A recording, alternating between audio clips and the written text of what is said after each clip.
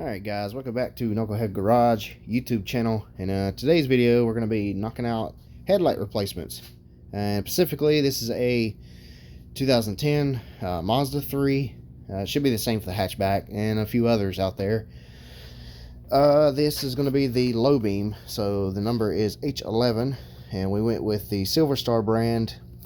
This is, you have your lower, mid, then you're a little higher, then your top, then you have LEDs. So this is a little bit lower step than LEDs, and hopefully this helps better seeing at night. Here's the factory bulbs. Now these are both halogen. Like I said, they're not LEDs. H11 is the size, again, low beam, which will be this guy right here on both sides. Now I've already done this side. I'll go ahead and show you real quick. This particular model has 193,100,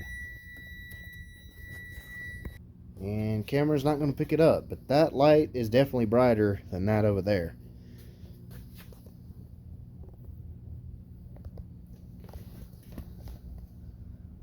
Kind of hard to see, really.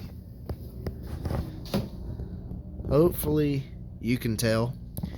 I know I can in person. That's more of a yellowish color. That's more of a clear white, kind of like LEDs. So anyway, alright, very simple and easy. Come to this side, passenger side, and your low beam, which is this one, the highest up, will be this bulb right here. Now at the very bottom, and my camera doesn't want to focus at that time, there is a clip you got to push down at the very bottom of that connector. See if I can get my hand in there. Push down, and then at the same time push down. So push the connector downward on the very bottom of it. Push it down. You see the tab moving, and then push downward on the connector at the same time. Takes it right off.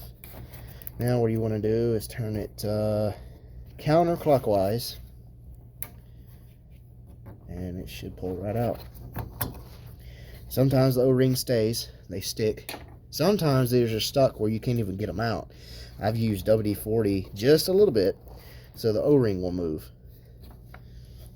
You don't want to touch the bulbs with your fingers. You'll get grease on them. That will eventually wear the bulb out to where it blows.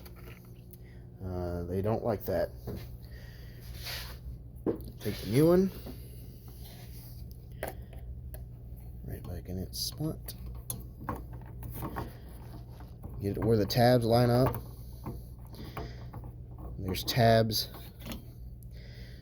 on the bulb itself. See them right here? There's three.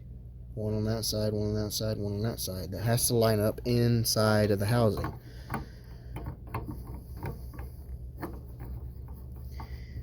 Come on, little guy.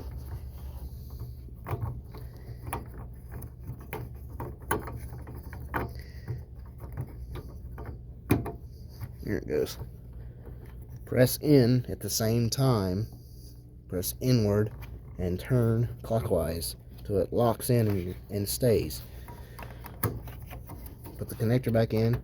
Wait for the click. Well, it's snapped in. It's in there. Let's go flip the headlights on.